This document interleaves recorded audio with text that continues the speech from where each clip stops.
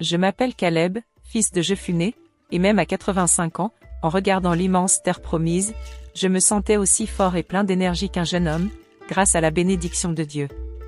Cette énergie, qui m'a soutenu pendant plus de 4 décennies d'errance dans le désert, n'était pas seulement la force de mon corps, mais aussi ma foi inébranlable, mon courage et ma détermination à accomplir mon destin.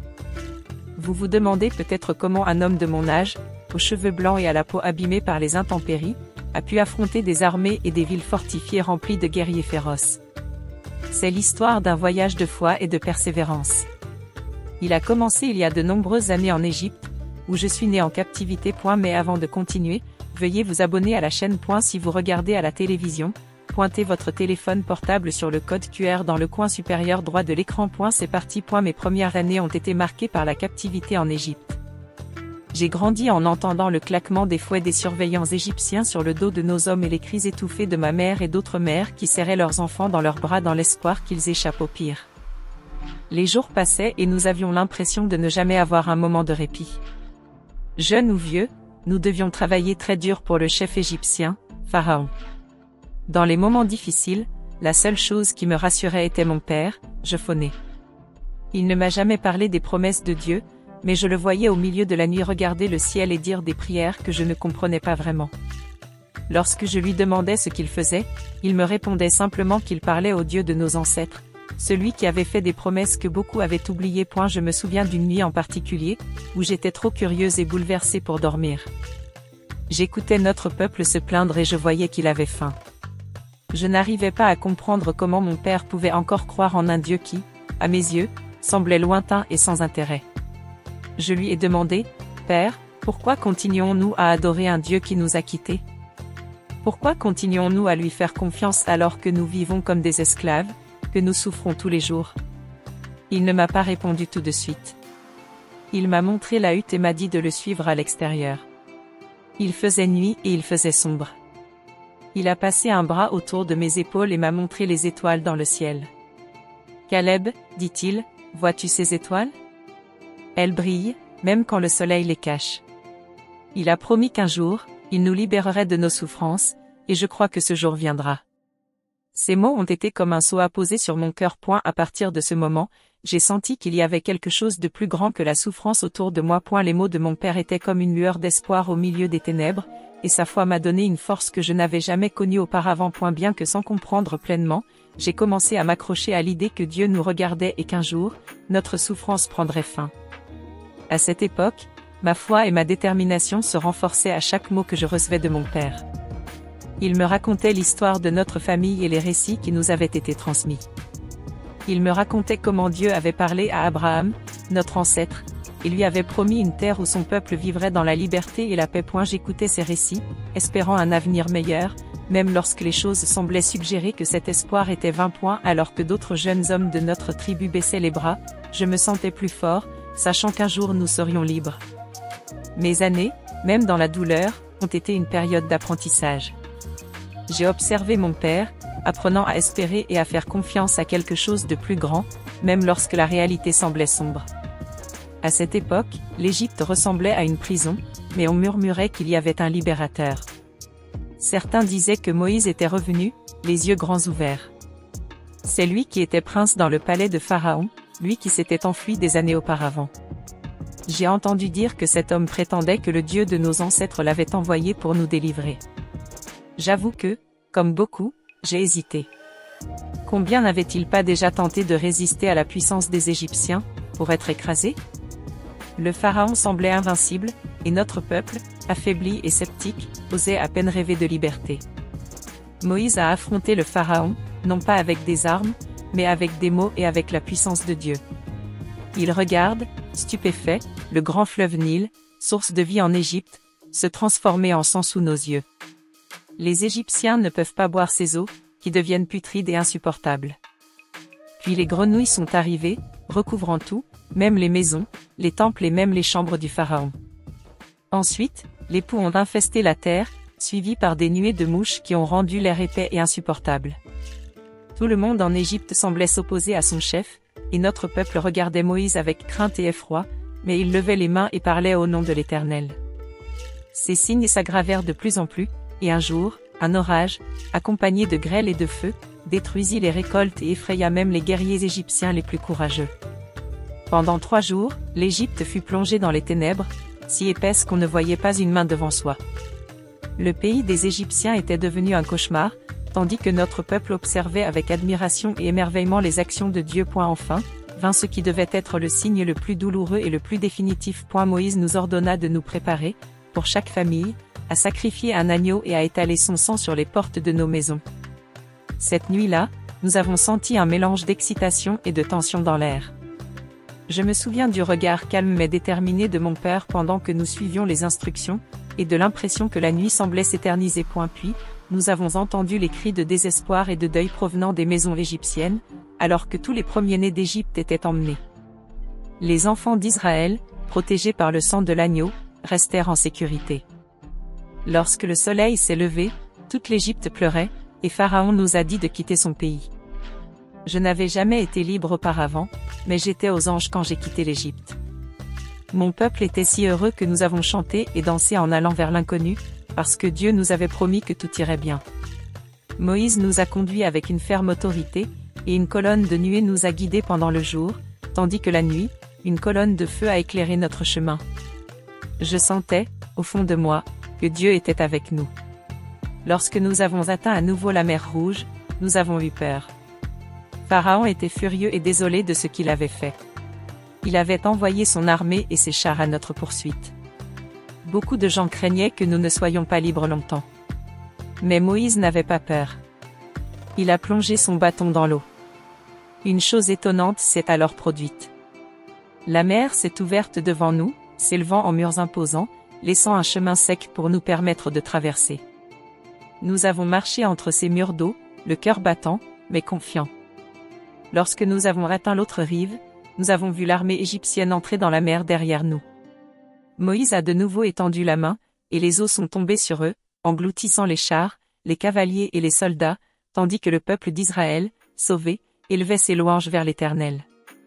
Ce qui était impossible aux yeux des hommes s'était accompli devant nous. Nous étions libres. L'Exode, ce grand et effrayant moment, fut un miracle qui nous fit comprendre, une fois pour toutes, que Dieu était avec nous et qu'il nous conduirait jusqu'à la terre promise. Les jours de la libération avaient été formidables, mais nous nous sommes vite rendus compte que notre voyage ne faisait que commencer.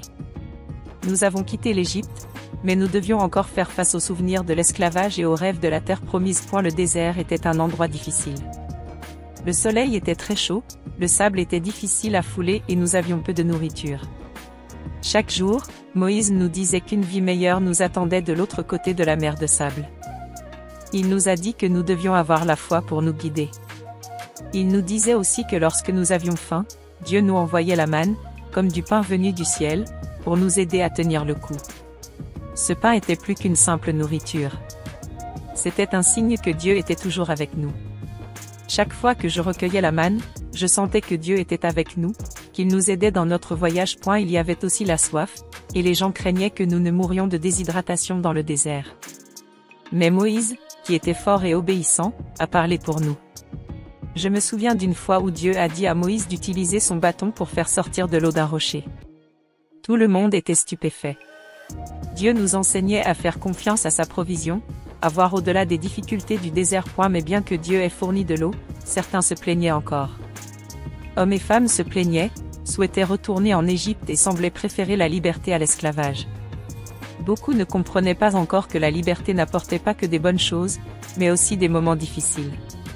Ceux qui étaient nés esclaves avaient peur de l'inconnu et de la vie incertaine dans le désert.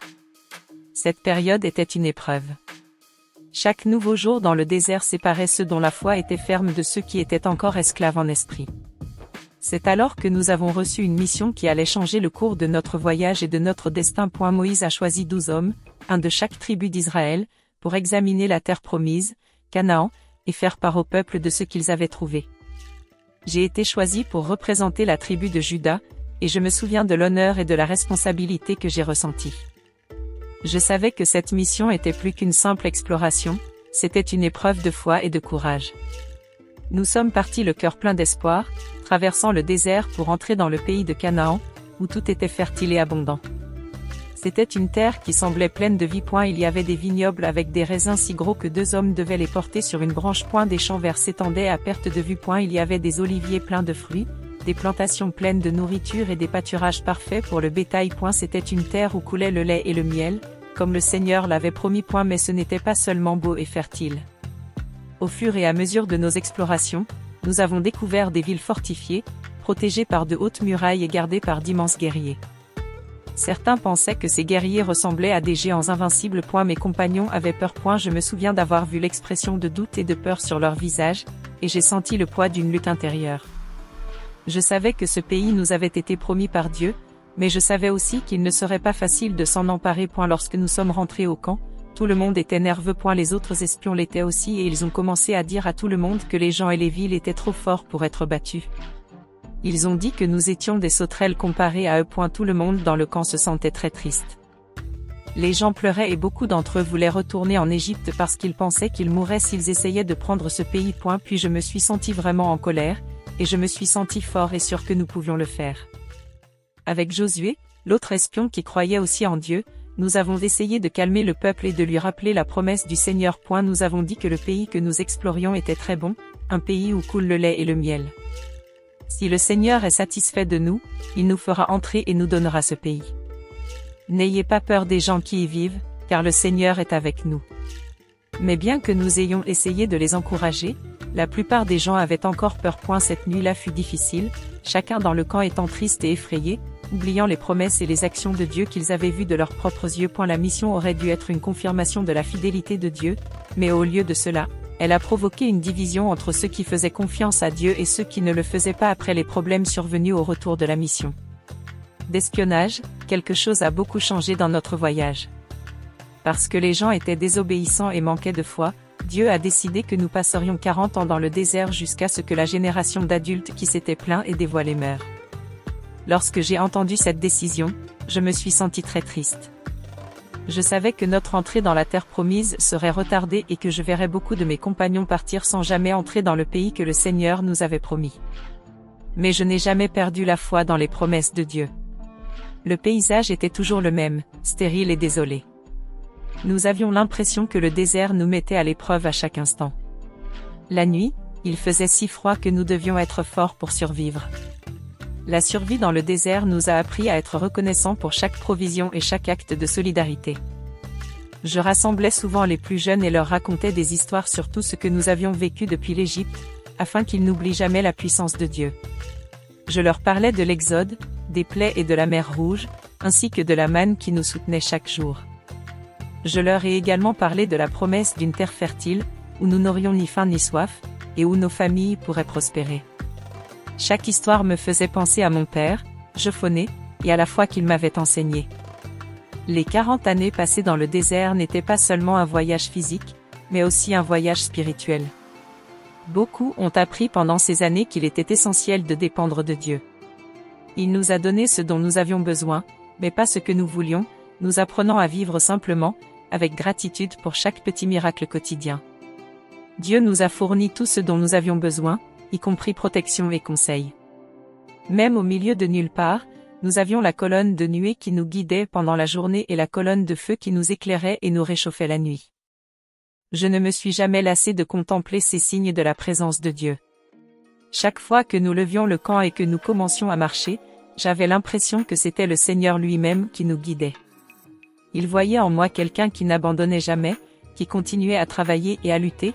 Quoi qu'il arrive, je sentais que c'était mon travail de préparer ceux qui entreraient un jour dans la terre promise, afin qu'ils comprennent la valeur de cet héritage, pas seulement comme un morceau de terre, mais comme un engagement envers Dieu. Au fil du temps, j'ai senti mon corps vieillir, mais la promesse du Seigneur a continué d'être la force motrice derrière moi. Même lorsque j'étais fatigué, j'étais encouragé par tout ce que Dieu avait fait pour nous dans le passé. J'ai commencé à voir le désert comme un lieu de raffinement, où Dieu changeait nos cœurs et nous préparait à quelque chose de bien meilleur. Lorsque nous avons finalement traversé le Jourdain et pénétré dans la terre promise, un mélange d'excitation et de respect s'est emparé du peuple. Des années d'attente, de lutte et de moments difficiles nous avaient amenés à ce moment. Pour moi, à un âge avancé, l'émotion était indescriptible. Pour moi, à un âge avancé, l'émotion était indescriptible. C'était comme un rêve devenu réalité, comme quelque chose que l'on ne voit que dans un livre d'histoire. Chaque pas que je faisais me donnait l'impression que Dieu était là, veillant sur nous. Mais nous n'arrivions pas n'importe où. Canaan était rempli de gens forts, de guerriers expérimentés qui protégeaient leur ville avec des murs massifs et des gardes. Nous avons vite compris que l'accès à la terre promise serait difficile. Ce serait une épreuve de courage et de foi, une épreuve de confiance dans le Seigneur, qui avait promis d'être avec nous dans chaque bataille. Notre première grande épreuve a été Jéricho, une ville aux murs très solides qui semblait impossible à franchir. La stratégie que Dieu nous a donnée pour la conquérir était inhabituelle, et beaucoup d'entre nous ne l'ont pas comprise tout de suite. Pendant 6 jours, nous avons marché autour de la ville en silence, seul le bruit de nos pas et l'écho des trompettes troublaient l'air. Le 7e jour, sur un ordre de Josué, nous avons élevé la voix et crié de toutes nos forces. Miracle sous nos yeux, les murs de Jéricho sont tombés, comme s'ils étaient de la poussière, ouvrant la voie à notre entrée. Cela a fait croire au peuple que Dieu était à ses côtés et qu'il pouvait tout accomplir. Après cela, le peuple d'Israël s'est senti plus confiant et plus courageux. Cependant, il était difficile de conquérir le pays. Chaque ville et chaque territoire ont fait l'objet d'une lutte, et chaque bataille a renforcé notre foi en Dieu. Nous avons dû combattre des ennemis qui étaient contre nous et des rois puissants qui ont amené leurs armées pour nous arrêter. Certains de ces ennemis étaient les terrifiants géants Énachiens, qui avaient effrayé nos ancêtres 40 ans auparavant. Enfin, nous avons eu l'occasion de les affronter directement, et j'ai senti dans mon cœur que le Seigneur nous donnerait la victoire. Au fil du temps, ma renommée en tant que guerrier et chef a grandi parmi le peuple. J'étais vieux, mais je me tenais fermement aux côtés des plus jeunes, sans jamais laisser l'épuisement ou la peur prendre le dessus. Beaucoup s'étonnaient qu'un homme de mon âge ait encore la force de manier l'épée et de mener la bataille. Après des années de campagne militaire, une paix relative régnait sur la plus grande partie du pays. C'est alors que Josué, notre chef et fidèle compagnon, entreprit de diviser le pays entre les tribus. En écoutant Josué, mon cœur battait de plus en plus vite. Je me souviens lui avoir dit que j'avais parcouru ce même pays il y a 45 ans et qu'il serait mon héritage, comme il l'avait été pour mes ancêtres. Tout le monde autour de moi me regardait avec étonnement. Les jeunes guerriers étaient étonnés que je puisse affronter les Anachiens et prendre Hébron. Mais je leur ai dit que Dieu m'avait donné de la force et que j'étais toujours aussi fort qu'un jeune homme. Je savais qu'avec l'aide de Dieu, rien ne m'empêcherait de tenir ma promesse. Josué a souri et m'a dit qu'il me respectait et m'approuvait, et il m'a donné Hébron comme terre. Je me sentais plein de force lorsque je suis retourné dans ma tribu et que j'ai préparé ma famille et mes guerriers pour la bataille qui s'annonçait. Le voyage vers Hébron était un mélange d'excitation et de respect. Je savais que ce serait difficile, mais j'étais prêt à relever tous les défis. Lorsque nous sommes arrivés dans la région, les habitants d'Hébron sont venus à notre rencontre. Ils étaient forts, avaient l'expérience de la guerre et étaient déterminés à défendre leur terre. Nous avons affronté des hommes énormes et forts. Mais nous étions déterminés à gagner. La promesse de Dieu nous a aidés, et notre foi a été notre force. Peu à peu, nous nous sommes emparés de la terre et nous avons fini par gagner. Hébron, une ville aux murs solides où vivaient les Énakiens, était maintenant sous notre contrôle. Je suis installé et je me suis senti très heureux. Hébron était une terre fertile, mais aussi difficile, et il avait fallu beaucoup de temps pour y arriver.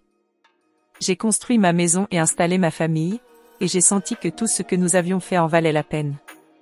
Avec le temps, je me suis installé à Hébron et j'ai commencé à réfléchir de plus en plus à la façon dont j'y étais arrivé et à ce que je voulais laisser aux générations futures. Hébron n'était pas seulement un lieu conquis, mais un symbole de la fidélité du Seigneur et de la persévérance qu'il nous avait enseignée. En marchant à travers les champs et les montagnes, je sentais que chaque pierre et chaque morceau de terre avait une histoire à raconter, une histoire que je devais partager pour qu'elle ne soit jamais oubliée. Je rassemblais souvent ma famille et les jeunes hommes de la tribu autour de moi et je leur racontais notre voyage depuis l'Égypte. Je leur racontais les moments difficiles et les bons moments, les choses que nous avions apprises dans la nature et la façon dont Dieu avait tenu ses promesses, même lorsqu'il semblait ne pas le faire. Je voulais qu'ils sachent que pour obtenir le pays de Canaan, il ne suffisait pas de combattre l'armée ou de s'emparer de la terre. Il s'agissait de ne jamais abandonner et de croire en Dieu. Je savais que, tout comme le désert a été une période d'apprentissage et de purification pour ma génération, les nouvelles générations seraient confrontées à leurs propres épreuves de foi. Ma fille Aksa a été une source de joie et de fierté pour moi. Je l'ai vue grandir avec un esprit fort et déterminé, comme une vraie fille d'Hébron, pleine de courage et de foi. Lorsqu'elle a épousé Othniel, un jeune homme courageux de ma famille, je les ai bénis et leur ai donné des terres dans la région. Je leur ai également donné les sources d'eau, pour leur montrer que je leur faisais confiance pour perpétuer notre tradition de foi et de service au Seigneur. Ma routine à Hébron était simple, mais pleine de sens. Chaque jour, j'enseignais aux plus jeunes la fidélité de Dieu, qui nous a fait sortir de l'esclavage et nous a conduits dans le désert. Je me promenais souvent dans les plaines et les montagnes de la région, réfléchissant et priant, et remerciant Dieu d'avoir tenu les promesses qu'il m'avait faites. J'avais le sentiment que mon histoire, ma vie, était un témoignage vivant de la puissance de Dieu et de la force qui découle de la fidélité à son égard. J'ai toujours insisté sur l'importance de rester fidèle au Seigneur et de suivre ses voies lorsque je rencontrais les chefs d'autres tribus et les membres de ma propre famille. Je les mettais en garde contre les dangers de s'égarer et d'adopter les coutumes des peuples qui habitaient encore certaines parties de Canaan, leur rappelant que notre véritable force provenait de notre relation avec Dieu. J'étais sûr que s'ils restaient fidèles à Dieu, il continuerait à les bénir et à les protéger, comme il l'avait fait pour moi. Dans mes derniers jours, avec ma famille autour de moi, j'ai voulu partager un dernier message de foi et de gratitude. Ma voix était faible, mais mon cœur était plein de joie et de foi. Je me souviens leur avoir dit, comme je l'avais fait quand j'étais jeune, que Dieu est fidèle et tient ses promesses. Il nous a fait sortir d'Égypte, s'est occupé de nous dans le désert et nous a donné ce bon pays. Suivez-le de tout votre cœur et ne vous écartez jamais de ses voies. Avec ces mots, j'ai senti que mon voyage était terminé. Je me suis rendu en paix, sachant que je laissais à Hébron non seulement un morceau de terre, mais aussi un héritage de foi et de fidélité qui inspirerait mes descendants pour les générations à venir.